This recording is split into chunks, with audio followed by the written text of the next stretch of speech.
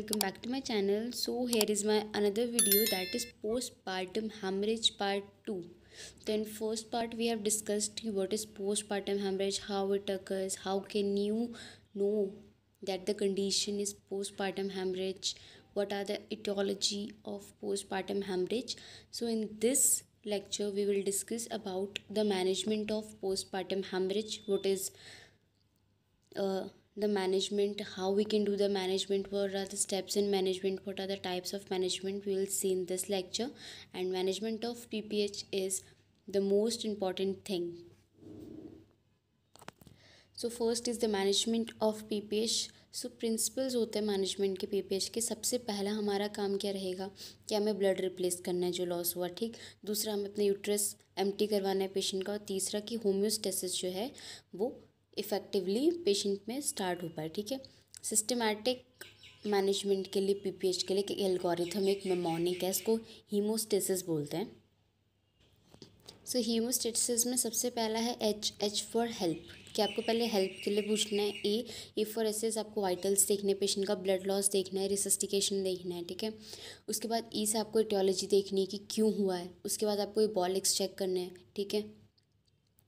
तो इसमें आपको क्या करना है, सिम्टोमेट्रिन या एगोमेट्रिन आपको पेशेंट को देना है, ठीक है. ये आपको ये देखना है कि पेशेंट का ब्लड लॉस हो गया तो ब्लड भी आपके पास अवेलेबल हो. उसके बाद एम फॉर मसाज यूट्रस, ठीक है. यूट्रस की मसाज करोगे तो यूजुअली जो मसाज से कॉन्ट्रैक्शन इनिशिएट होता है, ठीक है, तो यूट्रस एम्प्टी होता है. ऑक्सीटोसिन इन्फ्यूजन करोगे, पीजीज इन्फ्यूजन करोगे, ठीक है. उसके बाद एस, आपको उससे ऑपरेटिंग रूम में शिफ्ट करना है, ठीक है. उसमें क्या है, रिटेन प्रोडक्ट और ट्रोमा का केस नहीं आता है. अदर देन दैट केसेस में आपको ऑपरेट करना पड़ता है. So now comes T for tissue and trauma to be excluded, ठीक है. आपको ये देखना है कि इसमें टैम्पनेट देना है, बैकरी बैलून देना है, ठीक है. उसके बाद यूटेराइन पैकिंग करनी है, ठीक है. उसके बाद ए में आपको कंप्रेशन देना है सूचर्स में, ताकि वो क्या कहते हैं टीयर अप ना हो, ठीक है. उसके बाद एस फॉर सिस्टमैटिक पेल्विक डीवेस्कुलराइजेशन करना है, ठीक है. यानी कि आपको इसमें क्या करना है, जो वेस्कुलैरिटी यानी ब्लड फ्लो है उसको स्टॉप कराना है. यूटेराइन, ओवेरियन और इंटरनल इलियक आर्टरी उसका लाइगेशन कर देना, सो दैट कि ब्लड फ्लो ना हो. अगर ब्लड फ्लो नहीं होगा तो लॉस भी नहीं होगा. आई को क्या करना है, अपने इंटरवेंशन रेडियोलॉजिस्ट, ठीक है, आपको सोनोग्राफी करानी है, यूटेराइन आर्टरी एम्बोलाइजेशन करवाना है. एस में क्या करना है, या तो टोटल हिस्टेक्टमी कर देनी है या फिर सब टोटल एब्डोमिनल हिस्टेक्टमी कर देनी है पेशेंट की. उसके बाद हमें क्या करना है, एसेस करना है. एसेस क्या क्या एसेस करना है इसमें, अब हम एक एक स्टेप को देखेंगे. तो एसेस में हमें वाइटल साइंस देखने हैं, ब्लड लॉस देखना है पेशेंट का, ठीक है. वीनस एक्सेस देखना है, ठीक है. 2 लार्ज बोल IV कैनुला लगाने, 16-18 आप लगा सकते हो, ठीक है. ब्लड सैंपल लेना है, approx 20 ml. Haemogram, blood group, cross match, coagulation, skin, LFT, KFT के लिए, RFT के लिए आपको चाहिए. उसके बाद फोलिस कैथेटर आपको डालना है, ताकि इससे आपको ये पता चलेगा कि रीनल परफ्यूजन कैसे चल रहा है. फिर हमें वॉल्यूम रिप्लेसमेंट करना होता है. वॉल्यूम रिप्लेसमेंट में हमारा फ्लूइड ऑफ चॉइस होता है क्रिस्टलॉइड ओवर कोलॉइड्स, ठीक है. क्रिस्टलॉइड हम देते हैं पेशेंट को. क्रिस्टलॉइड ऑफ चॉइस है रिंगर लैक्टेट, RL, ठीक है. अगर आपका 1 यूनिट ऑफ ब्लड लॉस हुआ है तो उसमें आपको 4-5 लीटर आपको क्या करना है, क्रिस्टलॉइड देना है, NS या फिर RL देना है, या कोलॉइड, तब तक कि जब तक क्रॉस मैच अवेलेबल नहीं होता. अगर 1 ml का ब्लड लॉस हुआ है तो 3 ml क्रिस्टलॉइड आपको पेशेंट को देने होंगे. उसके बाद रिकमेंडेड ट्रांसफ्यूजन रेशियो होता है PRBC, FFP and RDP. PRBC क्या है, पैक्ड RBCs, ठीक है. FFP है fresh frozen plasma and RDP is random donor platelet. तो अगर आप इसे इन्फ्यूज़ करो तो ये तीनों का जो रेशियो होगा 1:1:1 होगा. यानी कि आपको ये तीनों एक ही अमाउंट में करने, यानी कि आप PRBC मतलब पैक्ड RBCs ज़्यादा दे रहे हो और FFP RDP कम कर दे रहे हो, ऐसा नहीं करना है. तीनों को इक्वल अमाउंट में रखना है. फिर आपको मेडिकल मैनेजमेंट करना है. मेडिकल मैनेजमेंट में फर्स्ट लाइन ड्रग होती है जो आपको देनी है पेशेंट को, दैट इज़ ऑक्सीटोसिन. आपको क्या करना है, 10 यूनिट IM देना है सबसे पहले, ठीक है. उसके बाद आपको 20 यूनिट जो है वो 1 लीटर में आपको इन्फ्यूज़ करनी होती है हमेशा, एट 60 ड्रॉप्स पर मिनट. और ये रेट हर जगह यूनिवर्सल है, ठीक है. उसके बाद कंटिन्यू करनी है आपको सेम डोज को 40 ड्रॉप्स पर मिनट जब तक ब्लीडिंग रुक नहीं जाती है. उसके बाद मैक्सिमम आप 3 लीटर्स के ऑक्सीटोसिन इन्फ्यूजन कर सकते हो पेशेंट में, उससे ज़्यादा नहीं कर सकते. इसके बाद आता है सेकेंड लाइन ड्रग में आप अर्गोमेट्रिन या मिथाइल अर्गोमेट्रिन देते हैं, ठीक है. तो ये क्या काम करता है, यूट्रस के कॉन्ट्रैक्शन में ये भी हेल्प करता है, ठीक है। डोज देनी है आपको 0.2 mg IM देना है आपको, ठीक है। उसके बाद स्लो IV करना है, स्लो IV भी दे सकते हो आप, 0.2 mg IM भी दे सकते हो। फिर आपको रिपीट करना है 0.2 mg आफ्टर 15 मिनट्स, ठीक है। आप एक साथ नहीं एडमिनिस्टर करोगे। उसके बाद आप मैक्सिमम 5 डोज यानी कि 1 mg आप पेशेंट को दे सकते हो। और जो सिम्टोमेट्रिन होता है वो आपको IM ही देना होता है पेशेंट को। फिर आता है third line drug. Third line drug में आप कार्बोप्रॉस देते हो जो PGE2 अल्फ़ा है, ठीक है। उसकी डोज जो रहती है वो 0.25 mg रहती है, 250 म्यूग्राम कह सकते हो आप, ठीक है। IM दी जाता है ये। उसके बाद 15 मिनट्स में आप इसको रिपीट कर सकते हो। मैक्सिमम आप 2 mg दे सकते हो पेशेंट को, या फिर 8 डोजेज आप पेशेंट को दे सकते हो। मीजोप्रोस्टोल जो होता है वो 200 to 800 म्यूग्राम आप सब लिंगुअली देते हो, जीभ के नीचे रख करके देते हो। बट आपको उसको 800 म्यूग्राम से ज़्यादा एक्सीड नहीं करना होता है।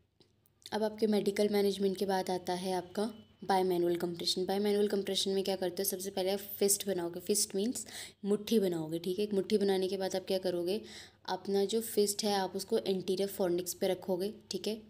वजाइना की वॉल्स होती है इंटीरियर पोस्टीरियर लेटरल, तो इंटीरियर फॉर्निक्स पे आप रखोगे। उसके बाद आप क्या करोगे, वहाँ से आप इंटीरियर वॉल ऑफ यूट्रस पे उसको प्रेशर पुट करोगे, जैसा इस इमेज में शो किया गया, ठीक है। एक हैंड ऊपर रहता है आपके एब्डोमेन पे और एक फिस्ट आपकी जो जाती है वो अंदर जाती है, और ये इंटीरियर फॉर्निक्स पे रहती है और इंटीरियर वॉल्स पे प्रेशर करती है, ठीक है। और दूसरे हैंड से आपको क्या करना है, डीपली एब्डोमेन में उसको प्रेस करना है, ठीक है, बिहाइंड द यूट्रस, ताकि वो एंटीवोटेड हो जाए, ठीक है। उसके बाद आपको क्या करना है, जो पोस्टीरियर वॉल है उसके अगेंस्ट प्रेशर करना है, और इस प्रेशर को तब तक मेंटेन करना है जब तक कि यूट्रस की ब्लीडिंग जो है वो कंट्रोल नहीं हो जाती, यूट्रस पहले जैसा कॉन्ट्रैक्ट नहीं हो जाता, ठीक है।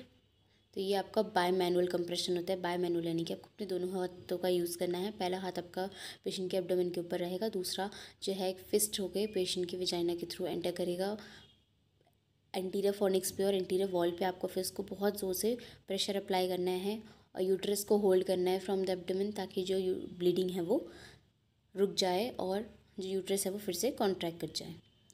उसके बाद आपको क्या करना है, पेशेंट को OT में शिफ्ट करना है, ठीक है। उसके बाद पेशेंट OT में शिफ्ट हो गया, उसके बाद आप क्या करोगे, एग्ज़ामिनेशन करोगे, ठीक है। पेरिनियम एग्ज़ामिनेशन करोगे, फिजिकल एग्ज़ामिनेशन करोगे, तो आपको ये पता चलेगा कि कोई ट्रॉमा तो नहीं है। अगर पेरिनियम में आपको पता चलेगा, वेजाइना में, सर्विक्स में, आपको इससे पता चल जाएगा, ठीक है। अगर रिक्वायर है तो हीमोस्टेसिस स्विचेस को भी आपको कट करना होता है, कैटगट स्विचेस उसे चेंज करना है, ठीक है। और उसके बाद आपको क्या करना है, प्लेसेंटा को देखना है कि प्लेसेंटा पूरा है या नहीं। प्लेसेंटा जब रिमूव कर दिया जाता है उसके बाद उसे पूरा सा फैला के देखा जाता है, उसके कॉटिलेडन्स गिने जाते हैं, ठीक है। अगर वो पूरे हैं तो इट मीन्स प्लेसेंटा पूरा है।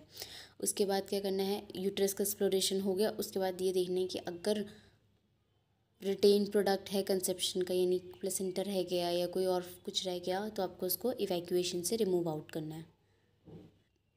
उसके बाद आपको क्या करना है, इंट्रा यूटेराइन पैकिंग करनी है। यूटेराइन पैकिंग में आप क्या करते हो, एक लंबा सा गॉज पीस लेते हो जो 5 मीटर का होता है। आप उसको एंटीसेप्टिक क्रीम में सोक करते हो और उसके बाद उसको यूट्रस में इंसर्ट करते हो और उसके बाद से फंडल एरिया में प्लेस कर देते हो ऊपर, ठीक है। तो अब देखो, यूट्रस की जब हमने लेबर देखा तो हमें ये पता है कि जब लेबर का टाइम आता है, और specially uterus is a self cleaning organ, ठीक है। तो जब आप उस पर गॉज प्लेस करोगे उसके फंडल एरिया में, तो यूट्रस क्या करेगा, वहाँ पे कॉन्ट्रैक्ट करेगा। उसे लगेगा कि अंदर अभी भी कुछ है, तो जो मुझे कॉन्ट्रैक्ट करके बाहर एक्सपेल आउट करना है, क्योंकि ये यूट्रस की नेचुरल एबिलिटी है, फीचर है। तो आप क्या करोगे, जब आपने वो गॉज पुट करोगे तो यूट्रस क्या करेगा, वहाँ पर उसको लगेगा कि अभी प्रोडक्ट रिटेन्ड है, अभी भी अंदर कुछ है, मुझे अपने आप को एम्प्टी आउट करना है, तो वो प्रेशर अप्लाई करेगा। तो जब वो प्रेशर अप्लाई करेगा तो क्या होगा, वहाँ पे जो यूट्रस है वो कॉन्ट्रैक्ट करेगा, तो जो एक्सेसिव ब्लीडिंग हो रही है वो कहीं ना कहीं रुक जाएंगी, ठीक है। उसके बाद क्या होगा कि धीरे धीरे जब ब्लीडिंग रुकेगी, ठीक है, वो प्रेशर आउट होगा, कॉन्ट्रैक्शन होगा, तो धीरे धीरे जब यूट्राइन ब्लीडिंग स्टॉप हो जाएगी तो वो जो गॉज का पीस है वो यूट्रस अपने आप स्पेल आउट कर देगा, ठीक है। अब क्या कहते हैं कि आजकल ये मेथड उतना यूज़ नहीं किया जाता है, क्योंकि यूट्राइन सेप्सिस होने के भी काफ़ी चांसेस होती है, यूट्रस में इन्फेक्शन होने के चांसेस होते हैं, इसलिए इस मेथड को थोड़ा कम यूज़ किया जाता है। उसके बाद आप बलून टैम्पनेड यूज़ करते हो, ठीक है। आपको बलून इन्फ्लेट करना होता है 200 से 500 ml वार्म वाटर होगा, 0.9% सोडियम क्लोराइड, NaCl NS बोल सकते हैं हम इसे। तो उसको आपको इन्फ्लेट करना है बलून को। उसके बाद आपको क्या करना है, बलून इन्फ्लेट किया तो आप जब उसको यूट्राइन कैविटी में इंसर्ट करोगे तो वो उस हिसाब से अपनी शेप अडेप्ट कर लेता है। और तो इससे क्या होता है, जो वीनस साइनस है वो उसको क्या करेगा, ऑब्स्ट्रक्ट करेगा। ठीक है, तो अगर ऑब्स्ट्रक्ट करेगा तो क्या होगा, ब्लीडिंग रुकेगी। अगर ब्लीडिंग कंट्रोल हो गई तो उसको बोला जाता है पॉजिटिव टेम्पनेट टेस्ट। ठीक है, और उसके बाद क्या कहते हैं, हमें कैथेटर को रिमूव नहीं करना है विद इन 12 to 24 आवर्स। ठीक है, और इसकी इफेक्टिवनेस जो रहती है वो 88% की रहती है। ठीक है, यानी कि अगर ये नहीं कि अभी ब्लीडिंग रुकी तो आपने निकाल दिया बलून, नहीं, आपको 12 to 24 आवर्स तक उसको रखना होता है। तो this is the image of balloon temperate. ठीक है, आपने क्या किया, इंसर्ट किया बलून अंदर, और ये जो सिरिंजेस से आपने 500 ml तक का पेशेंट में फिल किया एनएस, तो वो क्या होगा, जो यूट्रस है उसके हिसाब से बलून जो है अपने आप को अडेप्ट करेगा तो प्रेशर डालेगा तो कॉन्ट्रैक्शन हो जाएगा। उसके बाद आपको कंप्रेशन सूचर्स यूज़ करने होते हैं। कंप्रेशर सूचर्स हैं बेलिंग सूचर, हेमन सूचर और को सूचर। ठीक है, ये जो सूचर्स होते हैं बाय मैनुअल कंप्रेशन करते हैं यूट्रस का। ठीक है, ये क्या करते हैं, जो एंटीरियर और पोस्टीरियर वाले यूट्रस की उनको अपोज कर देते हैं। ठीक है, तो एक दूसरे के अगेंस्ट जब वो रन करेंगे तो क्या होगा, कॉन्ट्रैक्शन हो जाएगा। इस फिगर में देखिए, ये है इस तरफ को सूचर है, इस तरफ हेमन सूचर है। ठीक है, तो इसमें जो को सूचर है, देखिए इसमें जो यूट्रस है उसमें 4 सूचर्स किए गए उसकी बॉडी में और नीचे। तो इसमें क्या है, आर्टरीज ब्लॉक हो गई, तो यूट्रस कॉन्ट्रैक्ट करेगा, बाय मैनुअल कंप्रेशन आ गया। हेमन में भी सेम है कि आपको ये इंटरनल ऑस के टिप से लेकर के फंडस तक के टिप में सूचर कर देना होता है ताकि यूट्रस जो है वो कॉन्ट्रैक्ट कर जाए। ये है बीलिंग सूचर। ये बीलिंग सूचर में क्या है कि राउंड लिगामेंट से देखिए, यहाँ पे एंटीरियर व्यू दे रखा है ए फिगर में, तो आप वहाँ पे से क्या कर रहे हैं, सूचर इंसर्ट करा जा रहा है। ठीक है, तो जब सूचर इंसर्ट हो जाता है तो लाइगेट होता है, तो उसके बाद जो वो लास्ट सी वाली जो इमेज है वो कुछ ऐसी बनती है। तो इससे क्या होता है, यूट्रस में कंप्रेशन आती है। यूट्रस में कंप्रेशन आएगा तो ब्लीडिंग स्टॉप हो जाएगी। उसके बाद आपको क्या करना है, सिस्टमेटिक पैल्विक डिवेस्कुलराइजेशन करना है। तो इसमें आपको करना है, यूटेराइन आर्टरीज उनको लाइगेट कर देना है, जो ट्यूबल ब्रांच है ओवेरियन आर्टरी की उसको लाइगेट कर देना है, इंटरनल इलियक आर्टरी को लाइगेट करना है। लाइगेट करने से क्या होता है कि जो ब्लड सप्लाई होती है वो रुक जाती है। अगर ब्लड सप्लाई यूट्रस को इनफ नहीं मिलेगी तो यूट्रस से ब्लड एक्सपेल आउट होगा ही नहीं, तो पीपीएच कंट्रोल हो जाएगा। ठीक है, जो असेंडिंग ब्रांच यूटेराइन आर्टरी की उसको आप लाइगेट कर दोगे at lateral border between upper and lower segment.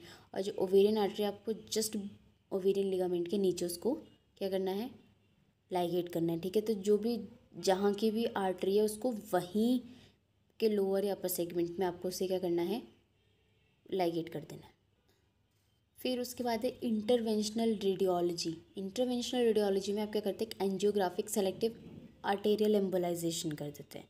तो इसमें क्या होगा, जहाँ इंटरवेंशनल रेडियोलॉजी अवेलेबल है ये वहीं पर हो सकता है। ठीक है, आप आर्टरी में क्या करेंगे, एम्बोलाइज कर देंगे, तो इससे क्या होगा, हिस्टेक्टमी अवॉइड होती है और इसका सक्सेस रेट जो होता है वो 90% रहता है। अगर आप आर्टरी को एम्बोलाइज कर देंगे तो ब्लड फ्लो नहीं जाएगा, तो ब्लड आउट नहीं होगा, तो यूट्रस कॉन्ट्रैक्ट करेगा। Now comes hysterectomy. हिस्टेक्टमी हम क्या करते हैं, अगर सारे प्रोसीजर्स जो हमने पीछे पढ़े, अगर किसी से भी ब्लीडिंग कंट्रोल नहीं हो पा रही है, तब उसके बाद हम लास्ट में हिस्टेक्टमी करते हैं। ठीक है, कि हमें मदर की लाइफ सेव करनी है। अब हिस्टेक्टमी आपकी टोटल भी हो सकती है और सब टोटल भी हो सकती है। उसके बाद हमें क्या करना है, इन सब के बाद उस या तो पेशेंट को रेफरल सेंटर में क्या करना है, ट्रांसफ़र कर देना है, क्योंकि जो पीपीएच होता है विद इन मतलब बाय 2 आवर्स तो पेशेंट की कंडीशन बहुत ज़्यादा क्रिटिकल हो जाती है, बहुत फैटल हो जाती है। और 2 आवर्स के बाद मोस्टली जो पेशेंट के सर्वाइवल चांसेस होते हैं वो बहुत कम रह जाते हैं। तो अगर जबकि मेडिकल थेरेपी जो आपने शुरू में दी है जिसको गोल्डन आवर बोला जाता है, अगर वहाँ पर वो काम नहीं कर रही है तो आपको पेशेंट को हायर सेंटर में भेजना है। ठीक है, तो आपके पास इसमें 2 इम्पॉर्टेंट लाइफ सेवियर मेथड आते हैं। एक होता है aortic compression by skilled birth attendant. ठीक है, कोई स्किल्ड बर्थ अटेंडेंट है वो अगर एओर्टिक कंप्रेशन करेगा तब, और दूसरा non pneumatic anti shock garment एक होता है, तो उसकी हेल्प से भी आप पेशेंट को बचा सकते हैं। Here is compression of abdominal aorta. Abdominal aorta के कंप्रेशन में आप देखिए, सबसे पहले आप क्या कर रहे हैं कि आपको डाउनवर्ड प्रेशर अप्लाई करना है विद योर क्लोज्ड फिस्ट। आपको एक मुट्ठी बांधनी है, डाउनवर्ड प्रेशर अप्लाई करना है थ्रू द एब्डोमिनल वॉल। ठीक है, जस्ट अबव द अम्बलाइकस। ठीक है, पेशेंट के लेफ्ट की तरफ को हल्का सा वहाँ पर आती है आपकी एब्डोमिनल एओर्टा, तो आपको वहाँ पर क्या करना है, फिस्ट से अपना उसे प्रेशर करना है, डाउनवर्ड प्रेशर अप्लाई करना है। और दूसरे हाथ से आपको क्या करना है, फीमोरल पल्स को पैल्पेट करना है। इमेज में शो हो रहा है, आप समझ पा रहे हैं तो आपको एक हाथ से तो आपको डाउनवर्ड प्रेशर अप्लाई करना है, दूसरा जो है फीमोलर आपको पल्स पैल्पेट करके देखनी है, ठीक है। अगर पल्स पैल्पेबल हो गई तो वो कंडीशन क्या है, इनएडिक्वेट है, ठीक है, यानी कि आपने जो प्रेशर अप्लाई किया है वो अच्छे से नहीं किया है। अगर पल्स पैल्पेबल नहीं है तो मीन्स कि आप जो प्रेशर अप्लाई कर रहे हैं वो जो है इनफ है कि ब्लड फ्लो नहीं आ रहा है। तो अगर इससे क्या है, ब्लड फ्लो नहीं आएगा तो क्या होगा, यूट्रस से ब्लड फ्लो बाहर नहीं होगा, तो आपको क्या करना है, कंप्रेशन तब तक रखना है जब तक ब्लीडिंग कंट्रोल नहीं हो जाती, या फिर पेशेंट जो है वो ऑपरेशन थिएटर में नहीं चली जाती। फिर आपका non pneumatic anti shock garment, इसमें आप देखिए NASG is a simple device, ठीक है। Non pneumatic anti shock garment जो है वो आपका एक सिंपल डिवाइस है न्यूप्रिन। ये क्या करता है, जो भी वाइटल ऑर्गन्स होते हैं वहाँ पर ब्लड को शंट कर देता है, एंटी शॉक की तरह ही काम करता है, ठीक है, ब्लड फ्लो रोक देता है, ठीक है। तो इससे क्या होगा, ये 500 से 1500 ml जो है सेंट्रल पूल में शंट कर सकता है ब्लड फ्लो को, ठीक है, मतलब जाने से रोक सकता है। अब PPH का प्रिवेंशन है, ठीक है। PPH का प्रिवेंशन हमेशा पॉसिबल नहीं होता है क्योंकि ये जो है धीरे धीरे कम भी हो जा रहा है, ठीक है। आप रिड्यूस कर सकते हो उसके इंस्टेंसेस को, मगर आपको क्या करना है, तभी भी रिस्क फैक्टर को देखना होता है। एंटीनेटल में आप क्या करते हो, पहले आप ये देखते हो कि फीमेल का हेल्थ स्टेटस क्या है, आपको उसका हीमोग्लोबिन लेवल चेक करना है, उसको 10 ग्राम पर DL से ज़्यादा रखना है, ठीक है, ताकि पेशेंट जो अगर ब्लड लॉस पेशेंट को इन केस हो गया तो वो उसको क्या कहते हैं कंपेंसेट कर पाए या विद स्टैंड कर पाए, ठीक है। उसके बाद सेकंड में आपको क्या करना है, हाई रिस्क पेशेंट देखने जो PPH डेवलप कर सकते हैं, ठीक है, जैसे ट्विन प्रेगनेंसी है, हाइड्रेमियोस है, ग्रैंड मल्टीपैरा है, प्रीवियस बर्थ कोई PPH से हुआ है, या सीवियर एनीमिया है, तो आपको इन पेशेंट्स पे खास ध्यान रखना होता है। फिर ब्लड ग्रुपिंग करनी है, ताकि अगर इमरजेंसी में ब्लड लॉस ज़्यादा हो गया तो आपको पहले से ब्लड ग्रुप पता होगा, तो फटाफट से पेशेंट को ब्लड लगा दोगे और पेशेंट की लाइफ सेव हो सकती है। अब आपको प्लेसेंटल लोकलाइजेशन देखना है और ये आपको सारे पेशेंट्स में देखना है, स्पेशली जो प्रीवियस C-सेक्शन डिलीवरी वाली पेशेंट है तो उनमें आपको देखना है USG या MRI से कि प्लेसेंटा एक्रेटा है, परक्रेटा है, या फिर क्या है, एडरेंट प्लेसेंटा तो नहीं है, ठीक है, ताकि PPH के चांसेस इनकी वजह से ज़्यादा हो जाते हैं। उसके बाद आपको ये देखना है कि अगर कोई वीमेन है उसका एडरेंट प्लेसेंटा है तो वो क्या है, हाई रिस्क पे है, ठीक है, PPH डेवलप करने के। तो ऐसे केसेस को आपको सीनियर ऑब्स्टेट्रिशियन को आपको हैंडल आउट करना होता है, ठीक है। उसके बाद आपको देखना है कि ब्लड जो है पेशेंट का ऑलरेडी अवेलेबल रहना चाहिए, ब्लड प्रोडक्ट्स अवेलेबल रहने चाहिए इन केस, ठीक है। इंटरनेटल में आपको क्या करना है कि आपको सबसे पहले थर्ड स्टेज का एक्टिव मैनेजमेंट करना है, ठीक है। अगर वो मैनेजमेंट अच्छा हो गया तो PPH 60% ऑलरेडी रिड्यूस हो जाता है अपने आप। फिर जो है आपको देखने की वीमेन डिलीवर्ड बाय C-सेक्शन, तो आपको उनमें क्या करना है, ऑक्सीटोसिन देना है 5 यूनिट, ठीक है, स्लो IV देना है ताकि ब्लड लॉस रिड्यूस हो सके, ठीक है। कार्बेटोसिन आपको देना है 100 माइक्रोग्राम, ठीक है, mcg, ताकि वो PPH प्रिवेंट कर सके। उसके बाद आपको करना है यूटेरोवेजाइनल कैनाल देखनी है, ये देखने के लिए कि कहीं ट्रॉमा तो नहीं है, ताकि इससे क्या होगा कि कोई डिफ़िकल्ट लेबर ना हो या इंस्ट्रूमेंटल डिलीवरी आप कर सकें, ठीक है। उसके बाद आपको 2 घंटे के लिए ऑब्जर्वेशन करना है डिलीवरी के बाद, ताकि ये आप पता कर सको कि यूट्रस जो है वो हार्ड हुआ है या नहीं, अच्छे से कॉन्ट्रैक्ट हुआ है कि नहीं। उसके बाद क्या पेशेंट को वार्ड में भेजोगे, ठीक है। उसके बाद जो सिजेरियन सेक्शन के टाइम पे होता है स्पॉन्टेनियस सेपरेशन करना पड़ता है, और डिलीवरी मतलब फीटस की डिलीवरी और प्लेसेंटा का सेपरेशन एक साथ करना होता है, इससे ब्लड लॉस 30% का बच जाता है। उसके बाद आपको प्लेसेंटा मेम्ब्रेन्स देखनी है, आपको देखना है कि मिसिंग पार्ट तो नहीं है उसमें कोई, ठीक है। सो इंटरनेटल में क्या क्या है, पहले आपको एक्टिव मैनेजमेंट करना है, दूसरा आपको देखना है कि C-सेक्शन से अगर फीमेल डिलीवर्ड है तो आपको ऑक्सीटोसिन देना है। उसके बाद आपको यूटेरोवेजाइनल कैनाल को देखना है, यानी कि जो वेजाइनल कैनाल है ऑस देखना है आपको ओपन हुआ है या नहीं हुआ है। अगर ज़बरदस्ती करोगे तो पेशेंट को ट्रॉमा हो जाएगा, तो ट्रॉमा भी आपको रिड्यूस करना है। फिर आपको 2 घंटे के लिए पेशेंट को ऑब्जर्वेशन में रखना है, ठीक है। उसके बाद आपको C-सेक्शन के टाइम पर पेशेंट जो है फीटस की डिलीवरी और प्लेसेंटा का रिमूवल एक साथ करना होता है। उसके बाद आपको रिमूवल करने के बाद प्लेसेंटा उसकी मेम्ब्रेन्स को भी देखना है कि वो पूरी हैं या नहीं। So thank you so much guys for watching and keep supporting and don't forget to like, subscribe and share my channel and hope you all found the video useful, and if you have any queries please drop them in the comment section. Thank you guys for watching.